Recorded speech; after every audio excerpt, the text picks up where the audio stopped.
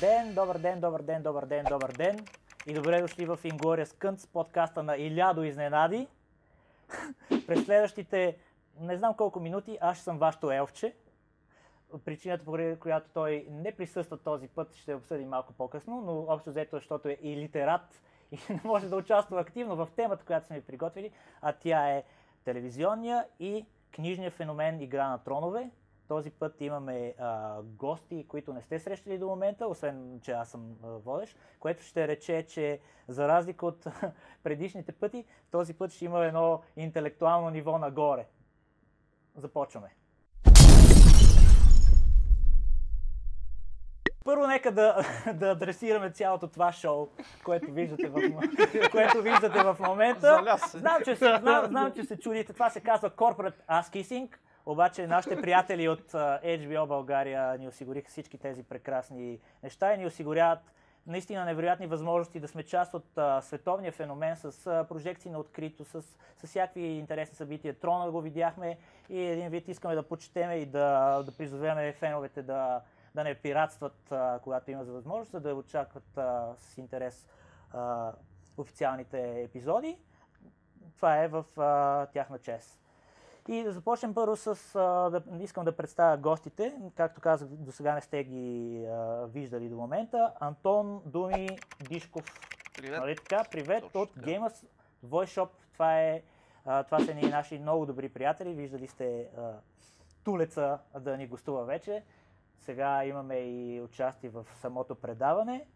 Емо Вагенштайн, Вълкът, така известен в гейминг средите, ние му викаме аматьорчето зад гърба. Защото няма да ви кажа, що сами ще ми разберете. Неговия блог ви го препоръчвам за Wall Street Journal, нали така Емо, за нардия, за фантастика, sci-fi, всичко sci-fi и геймърско. По-скоро нърдско, нали? Нърдско. Заедно двамата. Нърд, гик, се сте зле. Кажи геймъри, не ги обиждай повече. Заедно двамата, Team Workshop. Team Workshop. Извинете. Добре, че има сега колега, който разбира от кино. Защото те двамата не знам за играта ли ще говоря, за какво ще говоря. Дани Найденов, това е нашия, аз му казвам, пуканковия гангстер, защото гангстерските филми са му любимите, а неговия блог е Popcorn's Movie BG, нали така? Почти, да. Почти? Movies. Да, точно така. Я го кажи. Popcorn Movies BG. Така. Това са нашите гости и с тях ще обсъдиме последния сезон на Игра на тронове, ще обсъдиме книгите и въобще феномена, който представлява и книжен, и телевизионен. И понеже в началото беше словото и словото бе от Джордж Мартин, нека да чуеме по няколко думи първо за книгите, защото все пак е в основата на нещата. Фенове ли сте на книгите? Защо според вас те са феномени и дали са феномен? Как се отнасят към фентъзи жанра като цяло? Някакви такива лични такива разсъждения по темата Game of Thrones. Значи преди Емо да почне, защото знам, че ще говори някой друг да започне. Точно така. Аз малко се притеснявам, че седа до него, защото сега ще кажа нещо. И това е, че аз съм супер антифен на фентази литературата. Много повече си обичам sci-fi, но наистина поредицата на Джордж Мартин ме хвана доста силно от самото начало и дори аз не си представях, че толкова голяма и дебела така поредица ще изчита на един дъх. Това се случи, много харесвам света, който създаде. Не бих казал, че като литературни качества книгите са нещо велико, но наистина има персонажи, има стил човека, случват се неща в тази вселена, оригинална е до някъде и за мен книгите са нещо много. А отначало ли почна или бях се събрали Всъщност започнах след като обявиха, че HBO ще правят сериал, защото съм страшен HBO нърд, гледам всичко на HBO, освен Секс и града. И просто исках да съм запознат с материята и съм много доволен. Много секс правиш и за... Да, няма нужда от този сериал. Да. Сега Емо ще те пропусна, защото ти имаш по-нетипично мнение, за да може всички на куп да те оплюем. Ще скоча на Дани, нека той да каже две думи за книгите. Същото нещо, каквото думи. Според тебе книжките, как те фанаха? Фанаха ли те? Как ги виждаш нещата? При мен се получи малко по-различно, отколкото при него. Пак започнах, когато обявиха сериала, естествено. Бяха излезли вече и 5 книги. 2011, ако не се лъжа, купих си първите 2 едновременно. Изчетох ги, купих си и третата и ми писнаха до средата. И ги изоставих. Но третата по средата. Третата по средата, да, която е феноменална, но ми дойде в повече. Не успях да ги чета една след друга. Имаше един времеви период от около година, когато след това преповторих. Естествено гледах сезоните, които течаха през това време. Мога да кажа, съм фен на книгите. Това, което обаче на мен ми харесва, гледам го от професионална гледна точка, тъй като освен с блога и всичко останало, занимавам и с преподавателска дейност. Книгите са един своеобразен... Казах ви, че ще дигнем интелектуалното ниво. Елфчето, тук има преподаватели, какво да говорим? Това, което ми харесва е, че те са един своеобразен източник на политология. Изключим фентази елементите, дракони, бели бродници и така нататък. Ако не задължително, то поне препоръчително трябва да се изчитат от всички студенти по политология в България, защото те са точно това, което се случва в действителност. Тоест тебе това те спечели...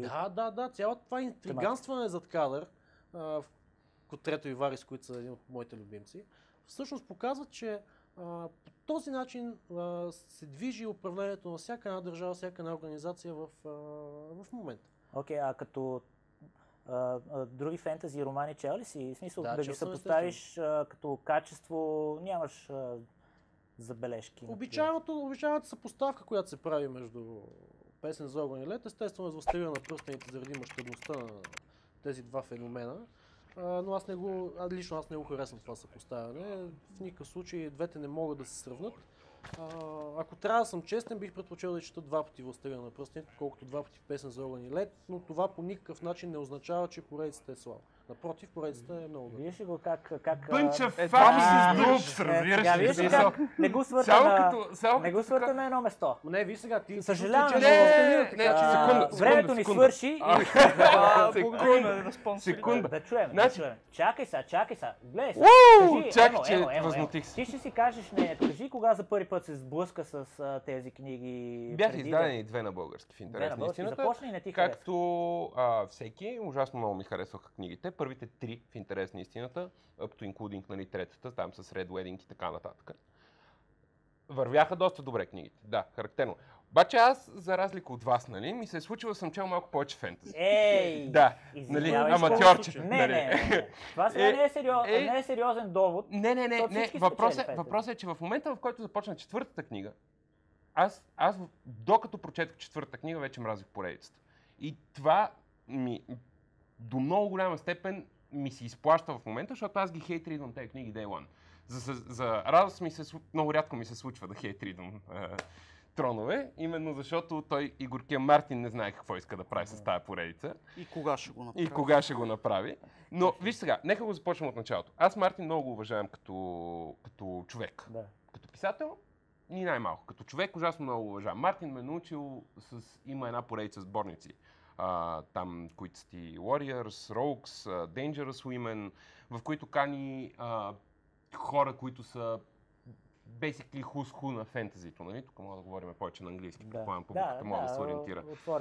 Майката на Елфа няма да разбере, нищо.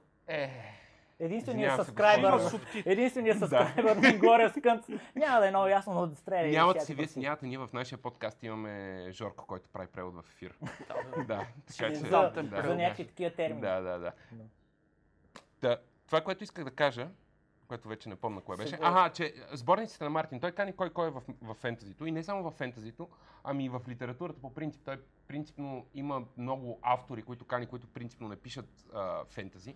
И те и не пишат фентази в рамките на тези сборници. Те пишат на пишат си това, което си пишат нормално, в рамките, нали, на темата на сборник. И то е много яко, защото той реално ме научи, защото аз години съм чел само фентази и sci-fi. Той ме научи, че добрата литература е добра литература, без значение дали е фентази и sci-fi или е каквото и да е. Нали.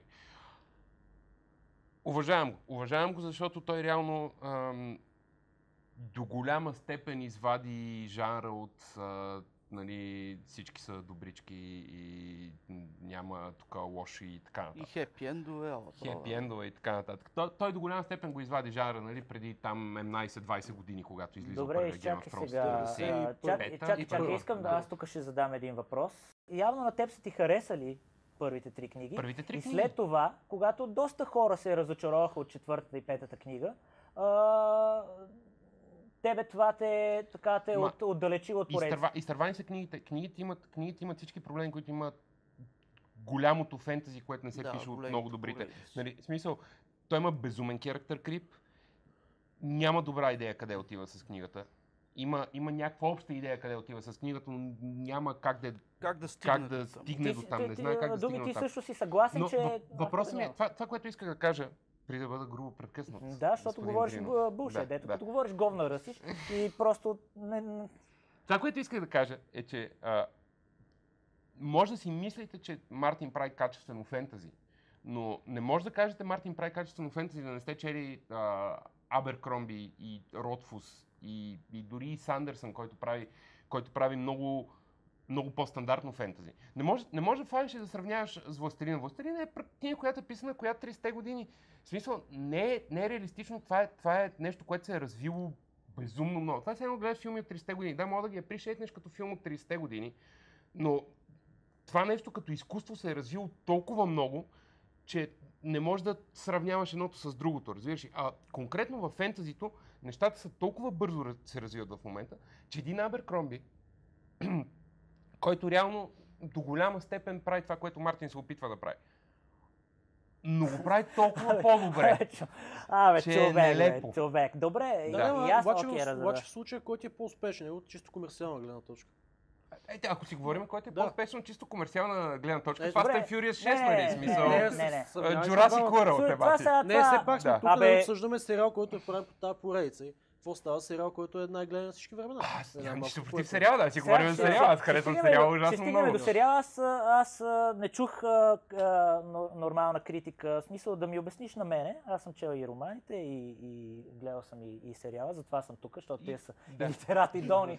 Ни са гледали, ни са чели, наваксвали били. Не, чакай сега. Твоето мнение, искам да чуя малко и другите хора.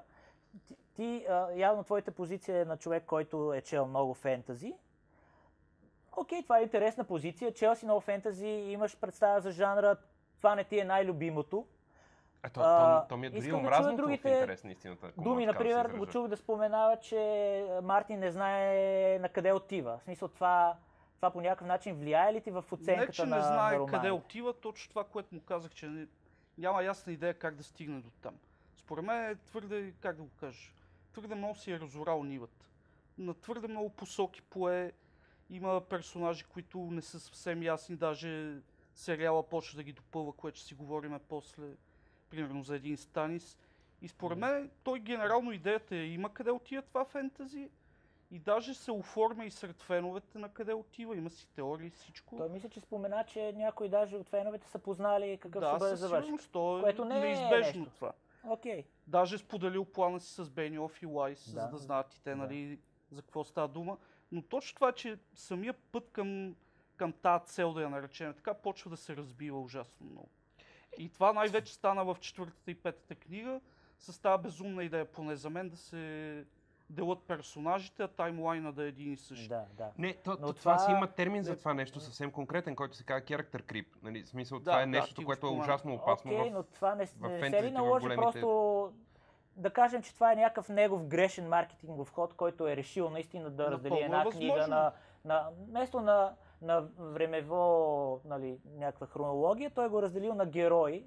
Той каза защо, нали, заради обширното. Така и каза, че му е по-удобно да го раздели. Но, окей, нека... Това са допълнителни подробности. Само Дани да каже, ако има нещо по темата. Първите 3 книги срещу следващите 2, има ли някакво такова разпиляване според тебе, дразни ли те? Просто някакво така мнение да споделиш по тази тема. Тук ти използва един термин, точно дали е грешен или не е маркетинговия му подход. Бих те поправил, ще кажа, че точно от маркетингова гледна точка подходът е успешен. Защото разделяйки тази книга на 2, всеки ще отиде не веднъж, 2 пъти до книжарницата и ще остави съответните пари там. Не, въпросът беше къде да бъде разделена. Според неговите теории и интервюта, които е давал, той разделя книгата на 2, всъщност, защото е прекалено обемиста. Да, 4-та книга дразни до някъде, може би, защото му хваща герои, които аз не харесвам. Точно, да. Но за сметка на това пък 5-та виждам точно хората, които исках да видя. Така че може би това е изкуплението на петата, изкупление на Точно това ми четвъртата. беше мисълта. По Ако някакъв бяха начин. разбъркани това с пак любими и пак с това лоши, нямаше ли да е лично. по-добре? Не, за всеки е различно. Сега ти харесваш едни герои, аз харесвам други. Нали, няма как да се каже, ето нали тази книга е гадна, защото представя само брани и така нататък или някакви други, които обаче пък някой може да ги харесва и то да каже обратното. Четвъртата е по-яка от петата именно заради това нещо. Лично аз предпочитам петата и казах защо. Тъй като виждам любими мои герои вътре. Аз пък да кажа на мен защо ми харесват книгите. Аз почнах, бяха излезнали 4-те, точно преди сериала, като почнах. 4-те мън ги завърших и започна петата. Четвъртата наистина ми беше малко така драк, но си я прочетах с удоволствие и петата също мен. Това, което ми харесва в Джордж Мартин е контекста, в който поставя фентезите, в който ти казва. Не знам дали той го е измислил, не знам дали най-добрия, но на мен ми харесва начина, по който прави. И всичките тези многопластово си и бройка на героите, де ти викаш разхвърляне и не знаеш къде отива и какво прави. Според мен това е тълкование на феновете. Според мен той знае къде отива. Въпросът е как ще стигне до там. Начинът, по който ще стигне до там, може да е проблемен за някой. Да. За мен за сега не е. Но като идея за отражение на, да кажем, средновековието, за битките, френската, английската корона. Да, има някаква реалистичност в Да, мен ми хареса това и че не може просто да напишеш за 3 герои, защото за всяко едно събитие, това е в историята. Някой ако каже, че Втората световна война започва, защото Хитлер напада Полша, това е глупаво изказване. Преди това има политически събития, които могат да бъдат проследени до не знам кога. Да, има някаква причина за това. И трябва ти да водиш война. Ама как се води война? Ами отиваш, теглиш кредити от Световната банка, как се казваше в романите, вие гикове ще знаете повече. Да, Железната банка. Има родове, които те подкрепят и всичко това ми харесва, че не е малко, ами е огромно. И си представям този човек как го пише това нещо и знам защо му отнема по 5-15, не знам колко години му отнема между петата и четвъртата книга да довърши. Това е някакъв нечовешки труд. И смисъл, ако някакво такова произведение не отговаря на твоите лични идеи за развитието на фентези, е много, не знам, глупаво да кажеш, че той не знае какво прави и не знае къде отива. Знам, че вие не казвате такова нещо, не казвате грубо. Да. Съгласен си, че той е добър. Кажи... това казвам, няма проблем. Да. В смисъл, аз съм съгласен с това, че това казвам. Трябва да го... И когато тази книга се превръща в феномен, да кажем 2 завършващи думи и след това все пак за сериала, след като той в момента върви и две думички. Да, в смисъл, кажи, има хора, които пишат точно толкова огромни, епични и всеобхватни неща в момента, които са събрани и ще си ги свършат в толкова книги, в колкото са казали, че си ги свършат. И ще са събрани и няма да са ти си човек, автор. Седнал си да пишеш ревю и си кажеш, затова няма да му отделям. Много ще му отделя 2 абзачета и почваш и излиза едно, и ако няма жена ти, в моя случай да ти съкрати глупотевините, се разхвърляш в някой път твоето творение излиза извън твоя контрол и даже не знаеш как ще свърши, но не знаеш. Аз съм аматьор, че той от това се изкарва парите, човек, където се казва. Да, но какво е това? Той е човек. Трябва ли да е някакъв робот и да кажеш тук 15 000 думи, 15 000 думи. Факт. Но аз, Джордж Мартин, исках да кажа, не знам ти дали си чел, Пътешествията на Тъв, за първи път Барт го бяха издали. Sci-fi, сток човек. Между другото, това беше едно от основните неща, които така ми натежаха да го прочета Game of Thrones, защото наистина, като се съберат, много е плашещо. Много от това са книгите. В смисъл, сега ще говорим за сериала. Добре, сега за сериала. Ясно е, че това е феномен. Да чуя с 2 думи според вас, защо този сериал е толкова успешен. Не искам да чувам за сега критики, ако имате, или похвали спрямо романите, това ще го обсъдим след това.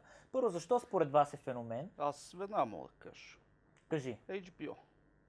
Просто HBO. Аз от самото начало, като разбрах, че те ще правят фентази, аз даже не бях чел Мартин, аз знах, че това ще се получи. Значи това е... Каквото и да са фанали до момента, поне за мен са го направили нещо невероятно. И най-вече аз Бенioff и Weiss винаги ще ги свързвам с Карнавал, който ми е ужасно любим сериал. Много ми беше тъжно, като го прекъснаха. И аз просто знаех, че HBO ще направят това нещо велико. Сега, че дори аз не съм очаквал да стане толкова популярно, толкова комерциално, си е факт. Добре, според тебе HBO, какво се крие за HBO? Просто пари или някакъв потенциал, креативен, интелектуален? Смесица от всичко. Смесица Значи от те са технически гении за мен. Значи нещата, които правят даже като нещо, което за мнозина е супер бейси, като осветлението в сериала, те се правят страхотно с това нещо. CG-то не натоварва, не изглежда бутафорно, декорите им са страхотни, костюмите са страхотни, реквизит технически са обезпечени брутално. Добре, аз имам чисто технически въпрос, защото не знам, предполагам, че хора не знаят.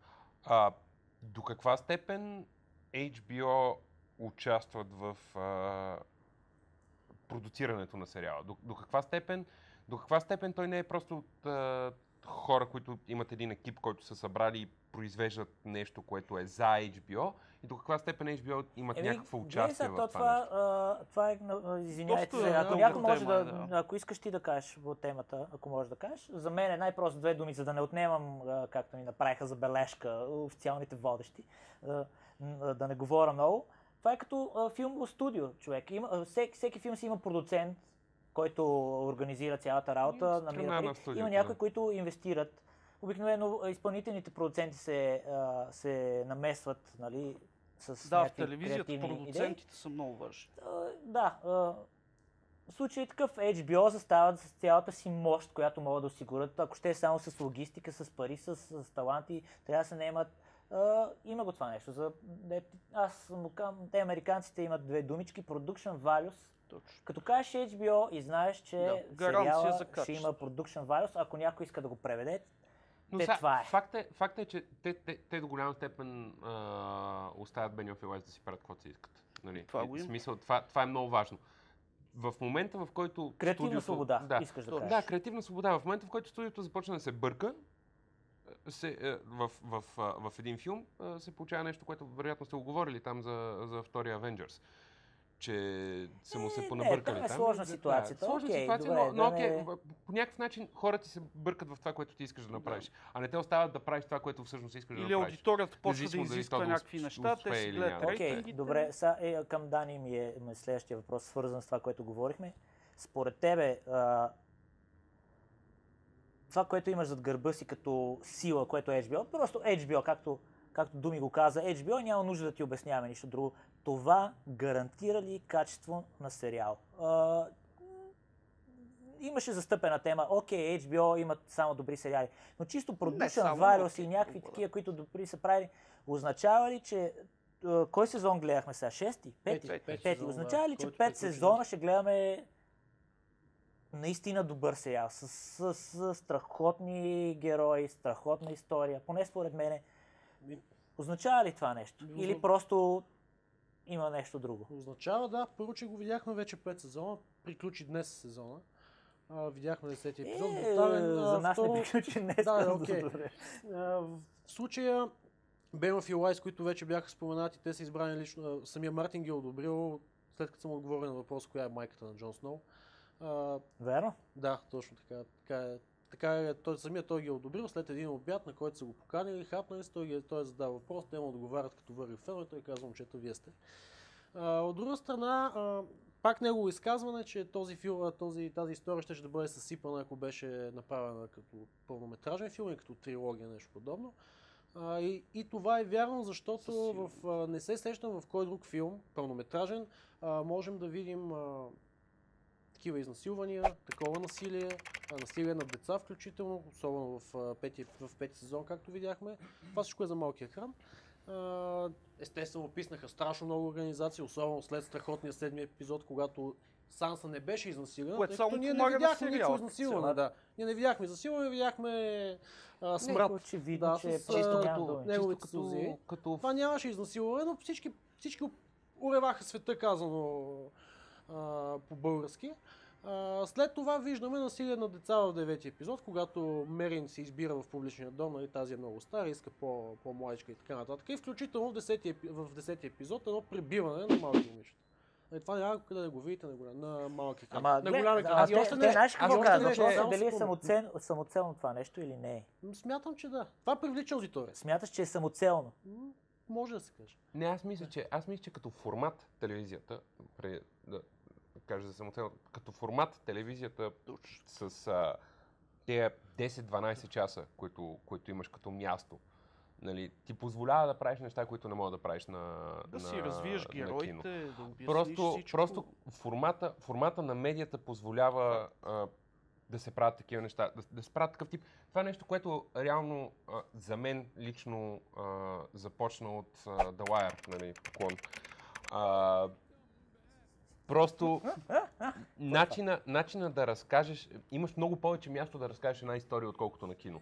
Много по-подробно можеш да разкажеш една история. Време за 10 часа, да. Имаш място просто за да разкажеш една история. И е много интересно, защото в момента с тези сериали, с The Wire, нали, в последствие Думи каза Карнавал, гледаме Game of Thrones, има и други сериали, които в момента върват. Да, те показват какво може да се прави в тази медия.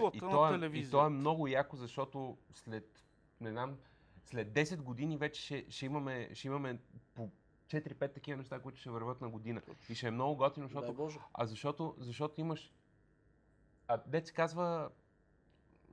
Мегдан има, Сорс има. Оглежда си публиката сега и скоро време, като сме се научили на убавото, след това като ни пуснат Малазанската или каквото там четеш на Абъркромби, не знам да не ви казвам имена, не се фаща и за главата, ще има публика. В смисъл, този сериал струва пари, човек. Те инвестират 80 милиона. Ако никой не го гледа, как да направят втори? Не само това, и sci-fi имаш много Мегдан да такова. Хиперион ще правят. Реално аз по-скоро с зле прикрита надежда гледам към Експанс, който изглежда по всички фактори изглежда, че това нещо ще става, с изключение на това, че е на sci-fi. Ще си запомня тия думи, ще се върна на тях. Не изглежда. Аз си пуснах, защото, нали, ти каза, че четеш и просто попаднах на трейлера, заболя ме сърцето. Дано не плача. Факт е, че конкретно в The Expanse, един от двамата, които са Джеймс Есей Кори, Тай Франк, той е онсет за цялото нещо, от Day One. И той конкретно говори че те правят с Expanse това, което в момента... те правят с Expanse това, което Беньоф и Уайт правят с Game of Thrones. Това се получава за много сериали. Въпросът е дали на някой ще му се получи или няма да се получи. Има нещо друго в случая, тъй като Game of Thrones страшно много вдига летвата от всякаква гледна точка. Казваш, че след 10 години ще гледаме, дано да гледаме по няколко такива успоредно продукции, но не е сигурно, че публиката ще ги приеме, тъй като тя ще има съвсем точно това беше въпроса. Какво му е специалното на този сериал, освен на HBO? Какво според тебе? Кажи нещо за остави, дай направо да скочиме на голяма. Въпреки, че много искам да говорим за темата за изнасилването за децата, че не са самоцелни според мен, а са продукт на една епоха, че все едно да снимаш филм за 50-те години и да има чернокож и ти да му кажеш, да, господине, минете пред мене, а не му кажеш, мръдни вечернилко мини там, където е за колът. Естествено, че съм расист като продукт на времето. Когато правиш сериал за средновековието, естествено, че ще има цици, естествено, че жените, мястото ще им е само за разплод на някой, сакът си кралица. Естествено, че ще изнасила тая, естествено, че децата ще ги горят на клата. Никой не твърди противно. Но аз не смятам, че това е самоцелно, за да качат рейтинг. Аз смятам, че това е продукт на историята. Но... Не, това, което ме питаш, ако мога да отговоря на това, което ме питаш. За мен важното е това, което Беньоф и Уайт правят с Game of Thrones, е, че те го правят за телевизия. Те променят неща, които според тях няма да работят на телевизия, от оригиналния текст и го правят така, че да работи на телевизия. Не можеш да ги предадеш. За мен допълнителния бонус е, нали, че те променят неща, които ужасно много ме дразнат в книгите, нали... Да скочим сега с твоята забележка след рекламната пауза. HBO Go. След рекламната пауза се завръщаме в студиото на Inglourious Кънт, специално в поздрав за Елфа. Да продължим сравнението с сериала и книгите. Много е важно. Мисля, че има едно такова разделение, което е или си фен на книгата, или на сериала. лично вие какво предпочитате? Дани, към тебе е първи въпрос. Кое от двете предпочиташ? Кое според теб е по-силно? Може да си избере всеки от тези 8 въпроса, които ти задавам. Кое е по-силно? Дали кратката форма на сериала, която изрязва толкова много герои, работи по-добре в цялата концепция на Мартин или неговите романи? Още няколко въпроса имаш Кажи ли ми какво ти е мнението започвам, по въпрос. Не знаеш, седи си. Как ти казах и в началото, с това мое прекъсване, което направих на книгите, и съпоставих го с 6 дни, 5 от които работни, в които изгледах от до първи до 4 сезон. Няма ти казвам колко време съм работил през деня. И като киноман, естествено, предпочитам сериала. Предпочиташ сериала? Предпочитам сериала, да. И това изменение, за което говорим, което е значително. Включително видяхме много неща в последния сезон. Изгарянето на щерката на Станис, изнасилването на Санса, брака и с друг мой любимец Рамзи. Тези неща отсъстват. Но те направиха, те придаваха вкус, те придаваха чар и красота на събитието. И освен това ръчката, която се случва на другия континент, нали, където нещата са съкратени. Да, макар че там видяхме някои неща, видяхме Тирион, който най-накрая се срещна с който още не е Денерис, което го няма Да, там бяха съкратени и пак бяха в плюс. Не видяхме цялото това нещо, което само като положително го казвам. Аз го казвам, че това е нацяло положително прибързването изцяло съм за промяната. Въпросът ми сега е към думи. По принцип, знаеш, книгите и екранизациите винаги е водило до спор. Мисля, че тук всички се съгласиме, че като екранизация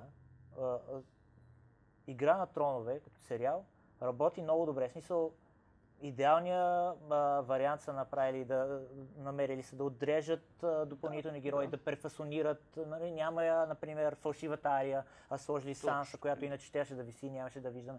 Много добре са го направили това като похват. Нали? Добра екранизация. Съгласен. Но ти можеш ли да кажеш, че това прави сериала по-добър от романа? Извън... Ако му дадеш думата, ще си... Чакай бе! Извън контекста на медиума, на сериала. То като сериал работи. Но по принцип по-добро ли от романа? Да, повече ми харесва. Значи в книгата, въпреки че в книгите, въпреки че много ги харесвам, има линии, които са тотално развлачени, тотално ненужни и тотално не могат да се визуализират правилно. И затова наистина отдавам чест на Бениоф и Уайс, че са променили, че са изрязали точно нещата, които трябва. В случай на Мартин, в интерес на истината, защото той ме позволил да го направят. Нали? Той е човек, който разбира, че различната медия има нужда от различно... нещо не може да се получи. Точно това напипване, кое точно да се махне, кое да се промени, ужасно много ми харесва. И точно сега с 5-ти сезон започва един гъдел, че вече има неща, които и като чел книгите не очаквам. И че примерно знам, че Мартин ще ги покаже след време, ще ги покаже в книгите си, нали?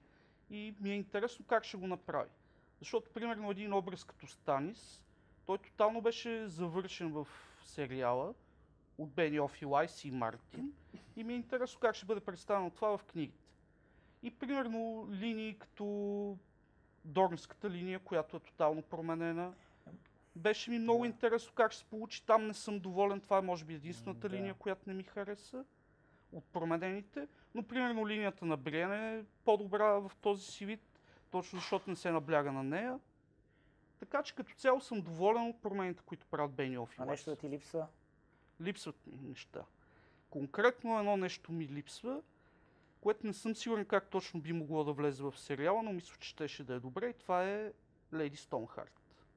Това е за хората, не знам, които са запознали. Това е основен проблем, липсата на тази дама. Значи, примерно, неща като по-известно от Исус е това зомби. Точно така. Да, нормално. Сега с завършването на този последен 5-ти сезон, с появата на грамадата накрая, която всички знаем, че е планината.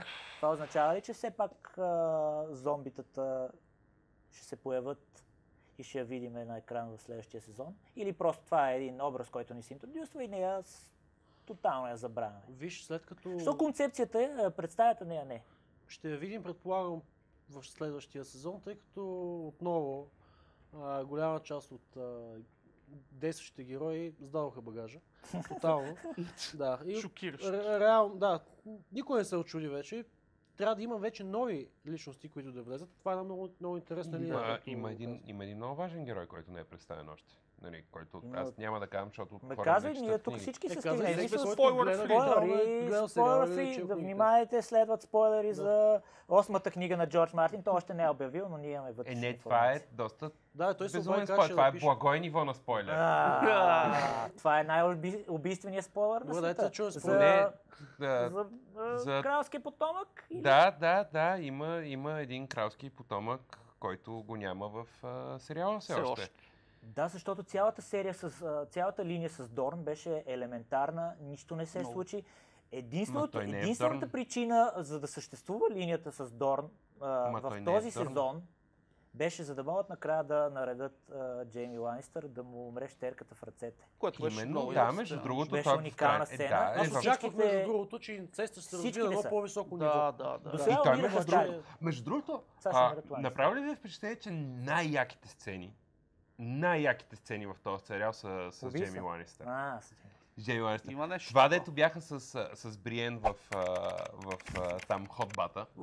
Това беше много нелепо яка сцена, между другото. Това беше много нелепо яка сцена, която ти дава дълбочина на Да, този герой, много ги развива която героите. дълбочина няма в книгите. Това След не е това- верно. Не е верно. Сега съжалявам. Значи Джейми Ланистър беше един от най-отвратителните неща. Съжалявам, че пак аз говоря, но някой трябва да поправя грешните изказвания. Джейми Ланистър беше Джайм, както е на български, беше ужасно същество и в момента, в който го интродюснаха, както ти би казал, като пов характер, не знам Леля Анчи, която гледа от Плевен, дали ще разбере какво казах, но като го интродюснаха като пов характер, в смисъл той се промени много. Когато виждаме неговата вътрешна борба, историята, като му е разказана, той тогава стана общо взето положителен герой. Тук беше в сериал. Трябваше да намерим някакъв начин, по който да покаже положителната страна на този образ. И това беше един от начините. Абе, истината не е, само че това, ви ръка че спечели никога публика. няма. Факта е, че и този разговора, който беше с Тириан долу в мазето, Много е който беше мета разговора, нали, реално за Джордж Мартин, за идиота, който убива, нали, бръмбарите. Добре, това не е ли най-якото на Мартин? Че че той взима героите и няма добрите и лошите. И тази теория, не знам вие дали сте чували, че всички, които са участвали в първоначалния бунт срещу Регър ли се каже, че ми избяга името, всичките хора ще бъдат наказани. В смисъл, всеки от участниците, Баратерия, Ланистър и Старк, ще загинат до последно и няма да имаме накрая, ама до последно, сега като си говоря с хора, ама Ария ще стане кралица 100%, Санса, всички хора. Фани, чети, моля ти се, едно Аберкромби, бъди човек. Мине се, не мине, значи. Кажи си мнението за това нещо, не ти хареса, това е чисто на Мартин. Добре. И други хора го ползват, но... Да, го правят много по-добре, точно това казвам, в смисъл, окей, много по-добре. Значи, според тебе това не е достатък и на романите, и на сериала, че не го прави добре. Не, сериал го прави много по-добре от романите за мен. Сериала много по-добре показва, че няма положителни герои. Дани тук, понеже подскачаше до мене, когато говорихме за Джайм, или за Джейми, както се казва човека, но... Искаш да кажеш за сцените? Да, най-яката сцена с него не е тази, която каза с Бриан. Поне моето мнение естествено, но смъртта на Джофри и този див секс, който се разрази под неговото тяло с Серсей. Това беше върха на неговата поява в сериала. Някакъв тотален дивак, нали, който вижда сина си, който също време му е племенник. Евентуално може би и дядо, още не сме разбрали. Майката плаче, сестрата плаче и изведнъж почва брутален секс, който... Това беше, както и в момента оставам без думи, както и тогава. Две са сцените в петте сезона, които ме оставиха безмълвени в трещен. Това беше първата. Втората беше 9-ти епизод на 5-ти сезон, смъртта на щерката, на Станис на щерята, която беше запаляна и той беше безучастен. Беше брутална писъка, накрая беше... Много добра сцена беше. Много Станчо възпоменявам се. Джайм любим герой ли ти или не? Беше. Беше любим герой? Беше, да.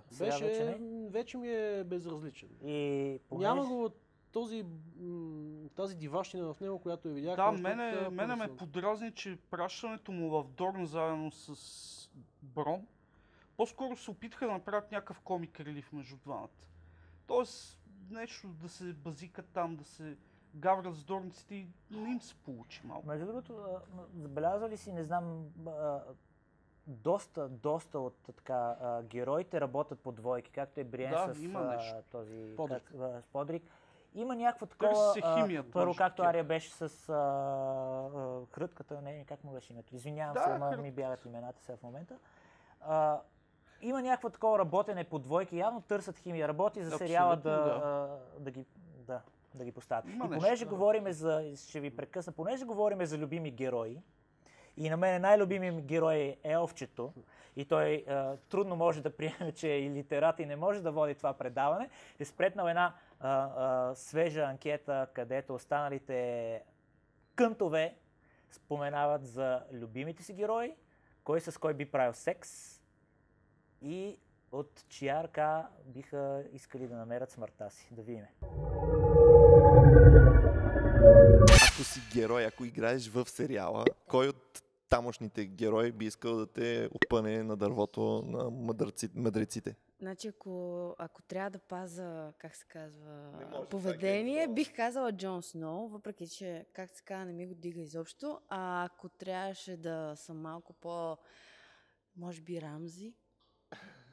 Рамзи? Рамзи да бастард. Да. Аре, fucking serious? Fucking serious. Значи Само от той това- прави някакви по-интересни работи в... От това, което да реже пишки. От това, което разбрахме, че Гери си пада по копелетата. Не, изобщо не е така. Това всичко е в контекста на въпроса, ако беше Да, бе, герой да. в сериала, нали? Окей, аз заключавам. В смисъл, това е на база на какво ти казваш. Да, в контекста на сериала. Добре, окей, добре. Тогава другото нещо, което се характеризира сериала, освен много секс, неприличане, убийства и така нататък, кой би искал да те килне и по какъв начин да умреш? Ох, да ме килне това си... Не знам. Може би... Най-вероятно Тирион ще те убие. Той убива много хора. Не ме кефи да ме убие Тириан. Кефи ме, примерно... Не знам, може би... Death by Fire от големия Дрого. Дрого. Черният дракон на Денерис. Да, във втория епизод. Това ще е бързо, експедитивно и много ефективно. Ами... Ще има... I am on fire! Добре, значи изкефиме с Рамзи, дето искаш да те чука, обаче това с дракона много слабичко. Съжалявам. Можеш да кажеш по време на секс да те разпори с металния си член, защото съм сигурен, че той има някакви такива играчки. Тук вече мисля, че много висера останаха нещата. Той судолет е много як. Не знам кога успя да си направиш тази култова тениска. Тук сме с Благой инвестицията, защото не е институция. Инвестираме в Благой в тениски. Ако си герой от сериала, кой би искал да те изчука? Да ми изчука. Този, който искам да ми изчука, няма член, така че по-скоро аз ще изчукам него. Тоест, не. What? Не. Аз мисля, че за Теон говориш. Теон много ми е банален. Аз съм фен на Мисандей. Мисандей ли се каже? Аре, видяхме, че го провери в интернета. Да е. Гугълнах Мисандей. Казва се, мацката се казва Натали Емануел, примерно, Зодия Риби. Да, Мусейбе. Тя е много яка, наистина. Това е на Страшен рибок. Това е личната асистентка на Халиси. на Калеси. Да, тя е хубава. Нали знаеш, че едно е внук, че иска да те изпревари? Това е внук, че няма шанс, защото няма някакви неща. Да, добре, супер. Как би искал да бъдеш килнат в сериала и от кого? Искам да бъда килнат по един особено курварски начин. Курварен начин? Секс-символ. Сещаш се тоя котрето? Да, каркети. Искам каркети, котрето да ме килне. Обаче как? Искам да изпрати своята свита от душички и те да ме скъсат. Благодарим отново на White Walker, зомби, друид, мастър, фегет, кънт, нигадир, Благой и отиваме към следващия кънт. Не съм Джим Джармуш, който тотали знам кой е. В смисъл, тотали, да. Здравей, Весела. Много ми е приятно, че си тук и отдели време за нас. Искам да те питам, ако беше героиня в Game of Thrones, с кого би искала да се съешиш? Аз не мога да отговоря, ако бях героиня. Защото аз мога да кажа аз с кой бих. Обаче, ако бях героиня, нямаше да ми се получи. Той си иска с жена, това ли искаш? Не, но той обича мъже. Моят отговор е Ренли. С Ренли! Ренли. Това заради Aquarius ли? Не, още не съм гледала Aquarius, но ще го гледам заради Ренли. Да, там е малко бисексуален. Как ти да е? Верно ли Ренли, бе? Има в Тронс пък няма нищо би. Ако не си е хомосексуален, обаче Единственото би в Ренли в Game of Thrones е първата буква от фамилията му. Baratheon. Yes, окей, добре. Хубав. Тя каза, че имам акцент. Акцент на идиот. Да. Но Ренли... Ти пък приличаш на рускиня. Не е вярно, само ти казваш така, никой друг не го мисли. Моля, който го мисли също, да, и освен, че прилича на Джесика Бил, в коментарите. Да, добре. Дай втория си въпрос. Какъв беше той? Дай си втория въпрос. Ти защо не го знаеш? Добре, по какъв начин... Интервю, аз не съм дошла подготвена. По какъв начин би искала да бъдеш мърдърната? И от кого? Ще кажа от кого, но няма да изпълня в подробности, защото да не стане спойлърско. Моят отговор е много хубав, не прави такива физиономии. The King of the White Walkers. Не знам как, ние не му знаем има ли си име. Баш шефа на White Walkers. Не е Сладоледа на Бла, дето онзи дебеличкия го уби. Не. Баш шефа на... Да. Шефа на този... Изпълнителният директор на... Точно така. На зомбитата. Да, не искам да изпадам в големи подробности защо, за да не е спойлър за те, които не са гледали последния 8 епизод. Според мен, за да провериш дали, въпреки че е студен и мъртъв, дали наистина е студен и мъртъв, докато е в теб.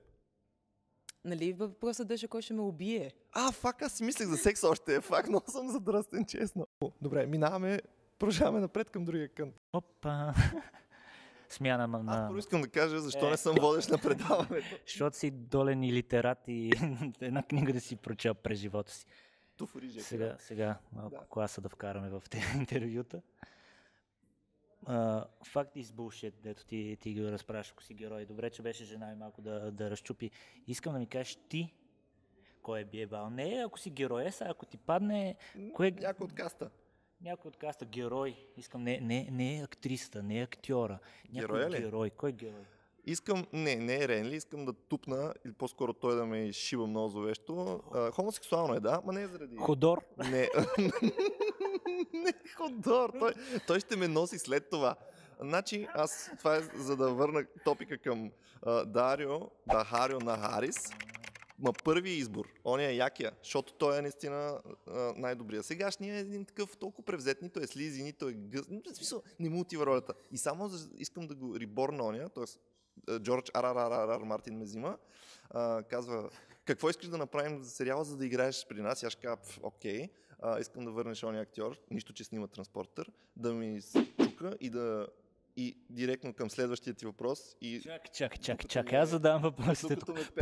Първо, ти тук искаше, понеже няма да участваш в тъпото предаване, искаше да си кажеш най-големата ти драма с този сериал, че били сменяли там Beefcake Made of Dreambolts, така му е прякора на той. И ти би спал с него. Ще правим така нежна груба, да знам, както тръгне някаква... Добре, кажи ми героиня. Героиня... Не, окей, тая червенокоста, дето прави магийките на Станис, тя наистина ме кефи. Аз дори не си падам по червенокоси. Тя поне ще се сложи вена. Така че да си бояди с косата. Inappropriate! Чакай сега все пак да задам въпроса, професионално, не като тебе. Кой герой от сериала би искал да те отрепа? Пак ще спомена тази червенокоската манията. Обаче, примерно както беше хванала истинския син на Баратеон, и му слагаше пиявици на оная работа, ама аз не искам да ми слага пиявици. По време на сексуалния акт, нещо подобно на... Тя понеже ще е по-млада от мен, аз съм на възрастта на Ходор. И съответно ще ми докара маниаден инфаркт, ще ми докара някакви такива магически гъби, които моментално ще ми съсипат здравето и докато ме чука ще умра. Представяш си? Ама такъв отвътре. С гъби? Не гъби, някакви такива, представи си някаква фрапираща от... Вестерос. Не искаш ли да ти направи едно фелацио и така да ти измучи, че така да си се вдурнат очите, да изсъхнеш? Може би трябваше това да кажа. Не, мислех някакво такова с бруталното източване, примерно, да ме накара да свърша толкова брутално, ама за фучета? Не. Ако ми измучи през хуя, ще е много банално, не мислиш ли? И такой, и ще потече, и ще се просълзи. Тоест изсмукваме. Мен ми такова от очите ми с смъкват ми се навътре и така нататък, изпивам целия, и накрая отронва такава една бяла сълзичка, дали няма да е яко. Твоите отговори са ми най-любимите. Жалко, че не участваш в предаването. Аз си мислиш, ама да. Аре, следващия кънт. Тук сме с Оги Павлов, Лудия Трон. Ще ми кажеш ли кой герой от Game of Thrones искаш да ти прави някакви неща на главичката? Хубави неща. Предполагам. Може да са гадни. Мислях да кажа Ходор, ама Влади си го заплю за него. Все още не знаем. Затова аз знам, аз не си говорил с него. Тия работи са между нас. И затова ще кажа червенокоста Мелианда. Да, ние знаем името, ние просто сме фенове явно. Да, тя... Други работи знаем обаче. Да. Тя искам да ми прави разни работи. Добре, по какъв начин искаш да те килнат, да те убият, да те усмъртят и от кого искаш да си намериш последния, да те покуси? Кой иска да те убие? Пак тази госпожа. Реално си обсеснат. Как? По какъв начин? Примерно, че задушаване, нали, докато ми седи на лицето или нещо от този тип. Да те засмучи, добре, да те засмучи с въжин. Да, това е нещо окей. Да. Този път обаче очите ти... Сънувам го често така. Очите ти ще останат в нейната отроба и после може да я забремениш с очи. Или с брада също така. Да, с брада ще остане тялото, обезглавения Оги, ама с devaginated, не decapitated or whatever. Съгласни сме. А това беше въпрос, така ли? Не съм много сигурен какво точно говоря, но това е... Добре, благодарим много. Аз благодаря много. Да, благодарим, да. Нека да си благодарим и отиваме към следващия. Тук сме с Камен. Само да вметна, че Гери си пада по копелетата в сериала, така че внимай. Да. Фен ли си? Да. Супер. Коя героиня или герой от сериала би искал да ти направи хубави неща? Сексуални? Калиси. Калиси? Защо никой до сега не каза, бе? Няма. Заради драконовите люспи по гърба или? Не само. Имаш сексуални фантазии с нея? В първи до втори сезон. Що после какво стана много властна? Свикнах с нея. Взе да ти омръзва ли? Виждал съм я гол. Добре. Какво мислиш за ония тъпак, който изчука? Да, Харио. Какво? Нищо. Ти нареди да го сминат, нали? Да. Калеси. Джора? Че не беше първия. първия. Не е прасна. Всъщност първи беше... Прасна. Той може да е бал зад колисте. Джора Инджев. Добре, от кого би искал да намериш смъртта си и по какъв начин? Искам приятна смърт. Приятна, да. От Ария Старк с отрова. Ария Старк. Да не я натоварваме, да. Да те отрови с какво? Нещо подобно на Джофри? С стрижичка такова да си пее. За стреличка да те цъфне? Или... Стрида. Стрида? Това какво е? Това е от последния епизод. Там имаше. Факт! Това е спойлър ли? Да. Пребаве. Тя нали не умира? Не. Факт, пребахме. Пребахме цялата работа. Спойлър! Значи, Ария Старк. Добре. Хубави отговори. Нека благодарим на Камен и да видим дали е останал още някой за питане. С кого би искала да се съвокупляваш от Game of Thrones? Лорд Бейлиш. Защо? Прекрасен е просто. Той е превъплъщение на всички префинени, готини, изключително смуз. Кажи Къмбърбач сега. Глупости сега. Няма нищо общо едното с другото, напротив. Прилича на Том Хидълстън. По начин на обличане. Защо само сравняваш неща, които са несравними? Littlefinger е абсолютния ми top of the pops. Хареса ли? От целия Game of Thrones. Сериал. Джон Сноу. Ядо чуване. Той е много древничек Джон Сноу. Не ме интересува дали е древен или едър. Като застане до Санса Старк и е 3 глави под нея. Littlefinger въобще не е нито е древен, нито е едър, но е... Той е страхотен. Каркет е страхотен. Какво? Не знам. Добре. Супер. Харесвам избор. Аз го харесвам. Петир. Как беше? Littlefinger е много хубав английски изкара. И сега е роден на моята дата. Ха-ха-ха. Актьора имам предвид. Ха-ха-ха. Добре, супер. Ненужна тривия. Добре, кой искаш да те убие и как? Да. Джон Сноу, обезглавяване. Нали не го харесваше? Нямам нищо против, обаче който иде от Старк фамилията да ме обезглави. Да, ама те Старковете ги обезглавяват. Хубаво да е, ма той остана. Да, окей, добре. Нямам нищо против. Обезглавяване. Да. Това не е много... Много е бързо, много е лесно. Какво? Не е екстравагантно, аз очаквам... Що е екстравагантно? Фенка, не са за финал. За Фенка на Къмбърбач очаквам да е някаква екстравагантна смърт, така, примерно. Поразящ поглед.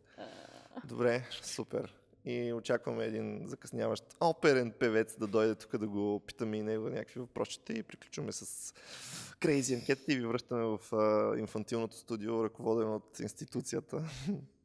Тук сме с последното изпражнение на Inglourious Kunz, което директно идва от културно мероприятие, за да стане така доста ниско да му падне нивото.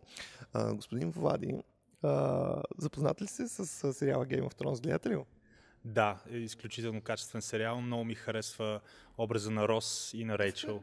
Без съмнение любимите ми в тази средновековна фентази екстраваганца. Между другото, дори и там те пак щяха да слушат Юту и да късат, нали? Да. Добре, сега. Кой актьор, между другото, знам от Тоги, ти може би си му казал кого искаш да те чука. Аз и Йоги помежду си знаем всички неща, което не го знам, аз го знае той. Добре, кой искаш да те оплоди, да те забремени? Аз бих участвал в активности, които евентуално бих спомогнали за предаването на гените ми, с пъстра палитра от женските образи и някои животински в Игра на тронове, но ако трябва да се спра специфично на най-подходяща носителка на моите репликатори, без съмнение това ще е кралицата на драконите, на динозаврите, Денерис.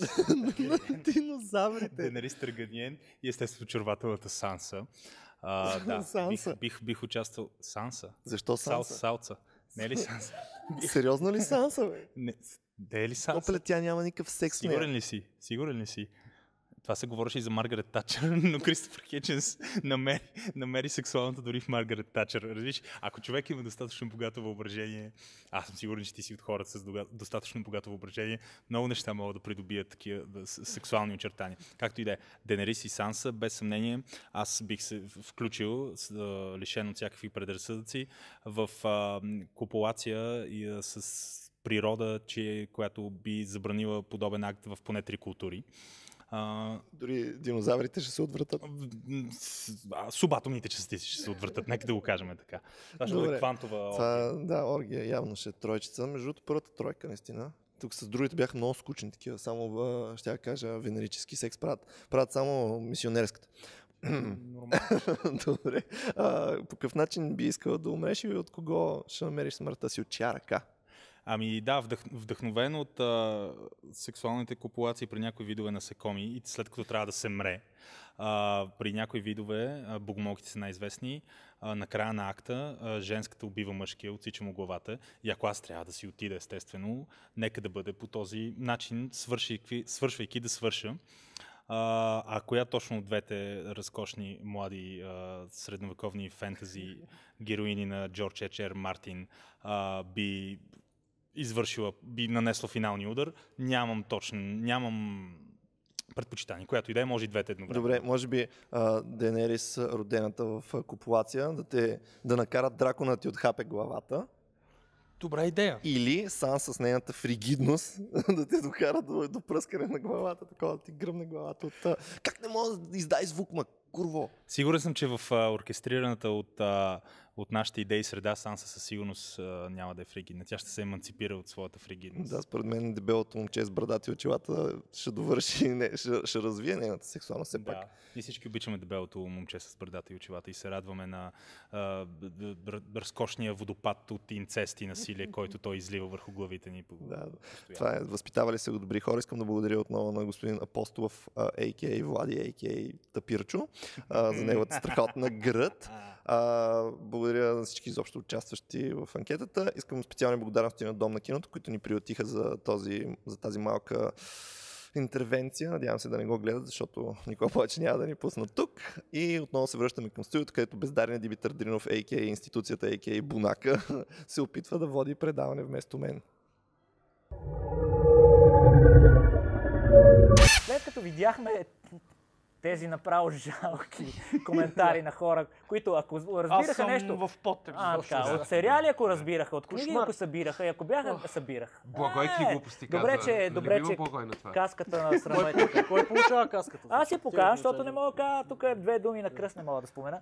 Като ви чухме тези аматьорчета, които ако разбираха нещо, щяха да присъстват, в сметка на това са интелигентни хора като нас, нека и вие с две думи да кажете с кой герой бихте правили секс от всички възможности мъжки, женски, които искате и от как бихте намерили смъртта си, по какъв начин би ви харесало да умрете. По какъв начин ще правим секс?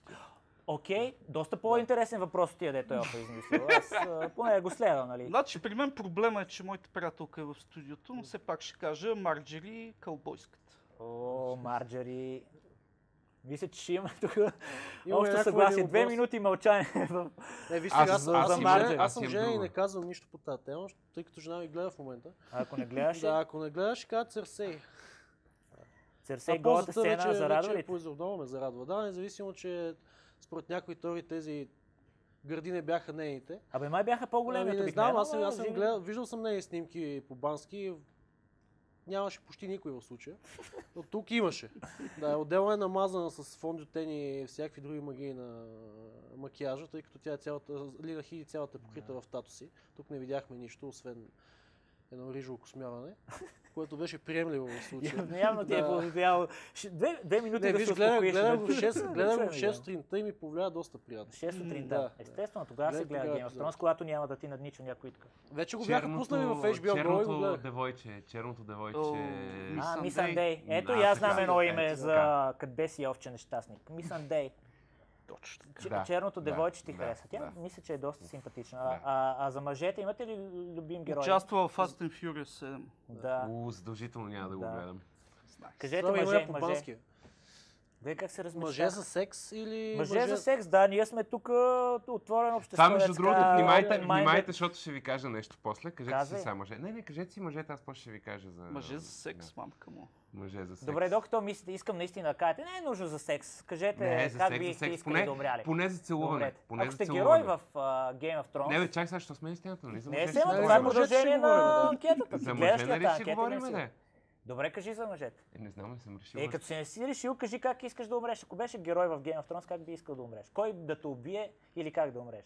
Как се става White Walker? Като те оттепат... Умираш от татък вала и... Не от тези тъпите, дето стават. Аз от шефчетата искам.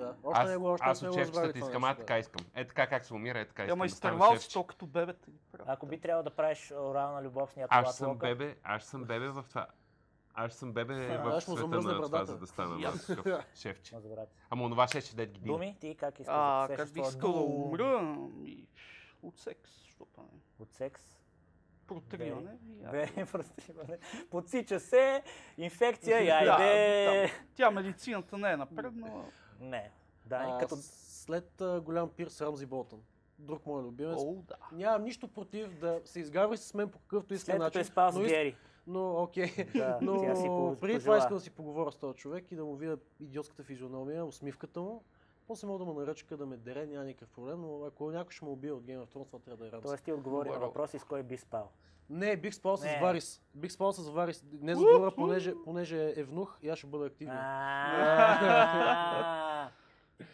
Типичен мъжки отговор. Добре, айде аз ще си отговоря Оберин. Оберин. Той събра много, жените много го изклепаха. Той за един сезон се появи, събра яко. Той като Валери Божинов, заради жените умря. Има нещо. Емо ти, твоето така, как да може да го... Джеймс Франко. Аз не мога да изневеря. Може да не е от сериала, обаче... Тия кадрици... Имаш някаква прилика с Сет Роган, между другото, така че... Смеха. И това, че тотално не разбира.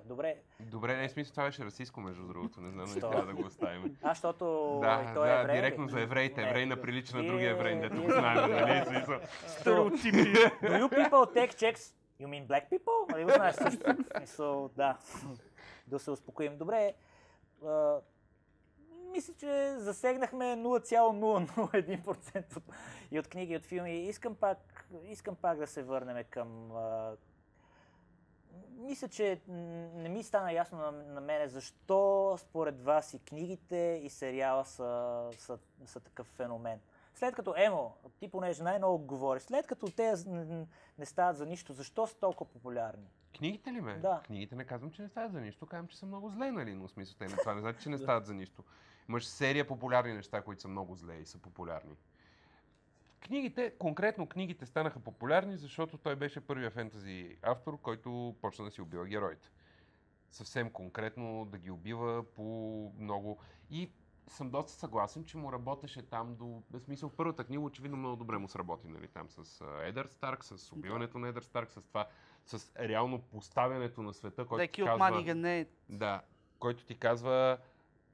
Брато, в този свят нещата не са честни, както наистина е в света. Нали? В смисъл, нещата не са честни. Няма хепи ендинг. То проблема нататък на Пича му стана, че той много се хвана за това нещо и реално в един момент започна да търси кой да убие, за да се опита някакси да лови тази светкавица в бутилката. Шокъра, нали? Да. Светкавицата в бутилката, която му беше с Нед Старк, нали? Да се опита да я лови, нали? Да го пресъздаде този филинг. Обаче не става. Съгласява с това, че той почва да търси и умишлено да убива героите си, без да е драматургично мотивирано и без да е във връзка с целия си план? Не винаги, но да, в повечето случаи наистина се вижда малка самоцелност в това нещо. В смисъл, има герои, за които си кажеш, добре, то може и да оживее. Обаче не, идва 9-ти епизод, трябва да има някакъв шокър. Сега конкретно, ако трябва да говоря, със сигурност всеки има мнение по въпроса. На мен това с щерката ми беше малко прекалено. С изгарянето на изгарянето на Шарлин, май се казваше. Да, Шарлин точно.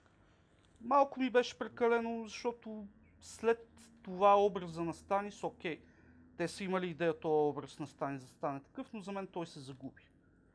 Значи той си беше краля, който много си вярва, който нали, се води от едната там жрица и нейните цици. И в един момент той наистина, той уби и брат си преди това, още в първи и втори сезон. Да. Но това вече ми беше малко прекалено. Добре, не смяташ ли, че той именно за това беше наказан? В смисъл, той, когато излъга дъщеря си в очите, не, това е като пушката на стената, която трябва да гледаме. Той си понесе последиците за това, че позволи дъщеря му да бъде. Той за мен практически се самоуби. Точно така, да. Той взе решението да отиде да нападне. Да, мене много ми хареса. Да, аз съм супер съгласен с това. Между другото, само да кажа за Станис, че аз малко съмнявам, че е мъртв. Не го видяхме, но както се казваше в един филм, те Буч Кесиди и Сънден Скит не ги показват как умират, Малко този транзишън на сцената ми дойде в повече. Специално за Станис очаквах нещо повече. Надявах се да се срещне с Рамзи Болтън, който да го разкатае психически и физически. Или Давос, който замина за Касъл Блек. След това, като се върна, той имаше емоционална връзка с Шарлин. И очаква, че вече Давос тотално ще обърне палачинката и ще го убие той по някакъв начин. Но от друга страна видяхме защо всъщност Бриен беше в 5 сезон. Тъй като реално тя нейният образ беше почти нулев. Нищо не правеше. Накрая изпусна свеща, не видя, че Санса й дава знак. Което на горката Санса, тя никога не е късмет. Това момиченце, съжалявам я наистина. Почва ми става гадно вече за нея. И накрая вече окей. Бриен трябва да направи нещо, убива Станис. Сега трябва да погледнеш към камерите и да кажеш, точно за това книгите са по-добри от сериала. Защото там беше точно за това книгите са по-добри от сериала. Естествено, добре, значи има още много да си говорим. Времето, за съжаление, не ни стига. Естествено, не може да завършим едно такова предаване без въпроса какво очаквате от развитието на историята и в книгите, и в сериала, след като вече видяхме как нещата наистина драстично се разделят като история. Предполагам, че се припокрият някои неща, но все пак имаме герои, които са живи на едното място, на другото са умряли. Да, някакви с две думи според вас на къде отиваме? И в двете, и в книгите, и в сериала. Защото пак ще говоря много, ти като каза за Станис, аз имах очаквания. Мен това ми харесва, че всички имат очаквания. Всички очакват Роб Старк, еди какво си. Нали? Обаче го бият. Очакват Станис да има някаква грандиозна смърт. Но той наистина се предаде и умря, как ще умре всеки един обикновен човек в гората, най-вероятно и забравен от историята. Защото ти очакваш той да направи нещо, но той продава собственото си дете, проваля се, жена му се самоуби, нищо не му остана. Как може този човек да получи героична смърт, да се срещне с Рамзи и той да го разкатава и да ни болят? Не става така в живота. Той умира. И в тая перспектива има ли някой тук, който си мисли, че Ария ще се върне и ще стане шампион на Железния трон или сестра забравих елфче, забравих името. или Денерис, Санса. Изберете си един герой, който според вас ще се върне триумфално. Според мен всички имат един единствен герой в този сериал, който смятат за безсмъртен и това е Тирион. И според мен там ще е най-голямата гавра, ако го загуби на този герой. И често казвам, ще се изкефа на това нещо. Ако го направят като хора. Ма защо се изкефиш? Е самоцелно ли убиването или може да му посочиш драматургично защо според тебе трябва да умре? Ако го направят, ако го изиграят правилно, защото към момента той е единствения герой, към който не мога да кажа, че не ме кефи. Не ме кефи, че направи това, че направи това. Твърде перфектен. Да. Окей, може да кажеш примерно, че Санса е невинно момиче. Мога да кажеш това, обаче Тирион е убивал хора, правил е глупости и пак не може да го погледнеш в негативна светлина. И точно това, че добрите герои си взимат, за мен подсказва, че евентуално това ще е един от шокерите. Може би най-големия шокер. Трябват много топки, за да се направи това нещо. Да, аз си мисля, че ако го направят конкретно в сериала, ако го направят това нещо, както казва Чичо Митко, ще има съвсем конкретна драматургична причина той да умре. Примерно ще станат ужасно близки с Денерис, на Денерис ще й трябва малко да я побутне нещо, за да свърши това, което трябва да свърши и реално едно убийство на Тириан би помогнало това нещо. Реши някаква такава причина. Ако просто фанати го убият, защото падна от лодката, нали? Би било тъпо. Което не е нещо, което Мартин не би направил в интерес на истината, нали? Защото той е тартар. Много хети. Да. Ти, Дани, нещо за бъдещето, кой ще умре, кой ще оцелее, кой ще стане крал на Вестерос? Виж, аз имах едно друго очакване за края на 5-ти сезон. Силно се надявах и стисках през цялото време палци да видим завръщането на Варис, който убива Керон. По начина, в който това ми беше цялата надежда, включително по време на времетраенето на всеки епизод, така очаквах, че се свърши. Така че това го оставяме за следващия сезон. Това, което силно се надяваме, което очакваме е завръщането на Церсей, която беше... Видяхме всички какво се случи с нея. Тя има да си връща много на това братство с религиозното братство. Така че там тези монахини би трябвало да го отнесат много жестоко. И Тирион, както беше споменато, перфектният герой, който за мен няма забележки. А кой ще седне на трона, не мога да го кажа, очаквам обрати там. Но не мога да персонализирам някой, който ще бъде този, който ще казва, този сяда. Напълно е възможно да се появи и нов герой. Типично стила на Мартин да направи нещо. В пятата книга се появява герой, който го споменахме.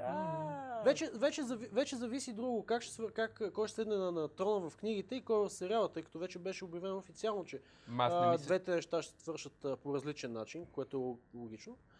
Аз обаче не мисля, че смисъл сядането на трона не е нещо, което е те даже го казаха в прав текст. Да го кажем като финиш. Накрая кой побеждава, кой ще излезе. Кой побеждава? Побеждава човек, който най-много е набил зомбитата, нали? В смисъл хората му се радват. Ако зомбите да и завземат всичко? Не мисля, че това е начин, по който ще свърши и тогава се докаже, че Джон Сноу нищо не е знаел през цялото време, наистина. Това ще е пулката на сериалата. Това ще перфектният завършник на подкаста. Се окаже, че Джон Сноу не е знаел абсолютно нищо, както ни казват през цялото време. Ще е готино. Финала на книгата You Know Nothing, Джон Сноу и на сериалчето ще бъде прекрасно. Или Ходор. Аз чакам завършването Ходор. Бран, ще има Рикон. Той да, между другото, Бран е доста по-напред в книгата, отколкото в сериала. Аз мисля, че около него ще се върти финала. Ще го рекаснат ли според вас? То Лонгор вече. Нямам идея. Той е много голям стана, човек. Той вече на колко е той? Виж, ние го гледаме само от кръста нагоре, то краката какво му гледаш?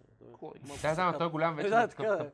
Всъщност това е единствената линия, която Извиняваме се на Асоциацията на инвалидите в България за този коментар. Но всъщност той е, поне за мен, той е най-скучният герой. Нищо... Много прилича през сериала. Че го нямаше в 5 сезон. Да. Но той в книгите е най-скучният, обаче за твое най-голямо съжаление, той ще е вероятно най-важният там. Да, защото магията се завърти там. Да. Накрая ще е най-важен за мен. Най-яката реплика в сериала до момента всички сезони. Вече знам какво ще кажа. Да. Кое? The dwarf lives until we find the cock merchant. Това е подзаглавието на подкаста. Добре, човек, абсолютно нищо не казахме за Джон Сноу, Накрая като умре, Тириан като умре, дете си говорихме, нали? Че Тириан ще умре, накрая като умре, ще умре, когато от някъде ще дойде някакъв същия епизод, малко преди това ще има някакъв, който е такъв Кокс, Дворф Кокс, Селингорф Кокс и след това паф и умира. Според мен, ако го убие курва, ще бъде по-яко. И мине някой и го отрежа, докато е мъртъв някакъв кок мърчен. Overthinking. Да, overthinking. Но нищо не казахме за един от фен-фейворите, които в книгата, края на петата книга, смъртта му остана така загадната, не бяхме сигурни дали умря. Но в сериала беше... Не, пада и става тъмно. Знаем, че го намушкат, но така. А тук беше брутално представено. Джон Сноу си отиде за радост на много фенове. Вашето мнение за Джон Сноу и за Данерис с няколко положителни думи, отрицателни. Джон Сноу беше за мен най-голямото фентази клише, поне в сериала, така че не съжалявам, но до някъде още си оставам вратичка, че може да бъде съживен. Все пак там е Мелисандра. Ще видим какво ще става. Емо ти за Джон Сноу като герой? Но беше готина смъртта, но това държа. Като герой аз не мога да превъзмогна, че ужасно не харесвам актьора. Ужасен. Много ми е... Една физиономия си има, момчето хубаво го харесват сега, какво да е. А Денерис харесва ли? Мене не ми харесва нито като героиня, нито като... Много е секси. Та не е ли клише? Добрата ще освобождава робите, тя е спасителката на света. Ама тя ще е такова, не, виж сега, тя ще се отрака, там е другото. Тя е добрата. Тя е добрата. Тя е добрата, която тя сега ще почне да назлобява. Крайно време. Сега ще почне да назлобява и ще стане мега бич. Мега бич Дани. Ще видим какво ще стане с другите два дракона, които са още заключени. Те трябва да имат някакво развитие. Ще умрат от глад. Единия ще го язди Тириан. Иначе самата Денерис ми е Тириан Драгон Райдер. Така скучна героиня. Чисто визуално не ми харесва, ето я между другото. Симпатична е, но не е мой тип. За Джон Сноу, както вече му спомена, Кит Харингтън ми тия кадрички... Ясно, на никой не става. Ма та брадица, дето едва ме тръгнала и не може да се не обиждаме смисъл някакъв герой на някакви, дали ти харесва актьора или не, е глупо. Не, в книга съгласен съм, че беше клише. Вижте сега хора, понеже... му беше хубаво. Окей, понеже това е безкрайна тема, предстои ни още един сезон, два поне, да. Мисълта ми беше такава, че супер приятно си поговорихме, ще се радвам много да дойдете още веднъж да поговорим, защото е безкрайна темата, въобще е отгоре. Надявам се следващия път Елфа да е прочел и да я погледа малко, може да си го води. Нали, Елче? Много ви благодаря за гостуването. Специални благодарности на HBO, които ни осигуриха такива готини неща и ни дават възможност да участваме в световния феномен, какъвто е сериал, защото всичко готино ни го докарват на голям екран и тронове и игри. Мерси на Киров, че ни приотиха. Както каза Елчето, subscribe, коментари below и ще се видим следващия път.